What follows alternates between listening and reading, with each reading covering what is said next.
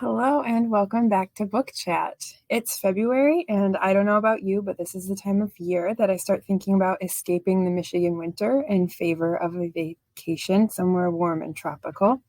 But for those of us that can't travel this year, the next best escape is the pages of a book. So in this episode, I'm going to be talking about vacation fiction, books that take place in the best vacation spots. And first up is Key West, Florida, in The Last Train to Key West by Cleeton. It's Labor Day weekend, 1935, and this book follows three different women as they spend the weekend in Key West. Myrta is just married and traveling from Havana with her new husband, who's virtually a stranger to her. They only got married so she could have a better life. Elizabeth comes from a formerly wealthy family who lost all their money on Wall Street, and she's trying to locate her lost brother, who's a veteran of the Great War. And lastly is Helen. She's a native to the Keys. She's pregnant and longing to leave the island and her abusive husband.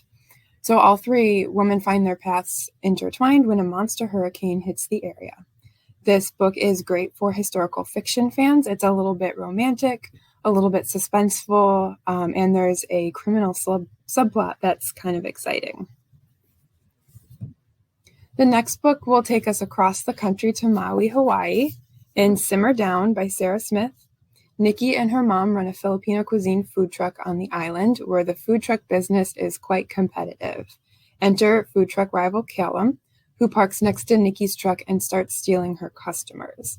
The two engage in a fiery rivalry that comes to a head at the Maui Food Festival. Nikki quickly realizes that she might not hate Callum as much as she thinks she does.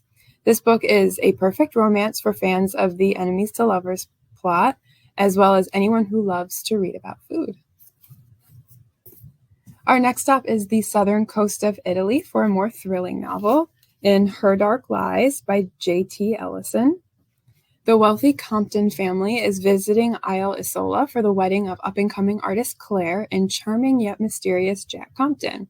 But the idyllic wedding is derailed by the discovery of skeletal remains at the villa where they're staying. Suddenly, Claire is taunted by menacing text messages, someone ruins her wedding dress, and she's plagued with the nagging need to uncover what happened to Jack's first wife, who died in an accident on the island a decade earlier. This novel has quite a few surprising twists and turns, and it's a little bit of a wild ride. The writing is really easy and fast-paced to get into. Our last stop is the Caribbean islands on the set of a new movie called The Siren in The Siren by Katherine St. John.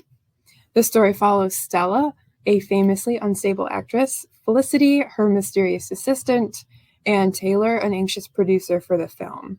And since they're near the ocean, of course, there's a storm brewing offshore, threatening the production of the movie and trapping the cast and crew on the island. This book is really fun because it reads like a soap opera. There's a thrilling intrigue, over-the-top drama, a twist and turns romance, and of course, a dastardly villain. The Caribbean setting is a perfect escape for this time of year.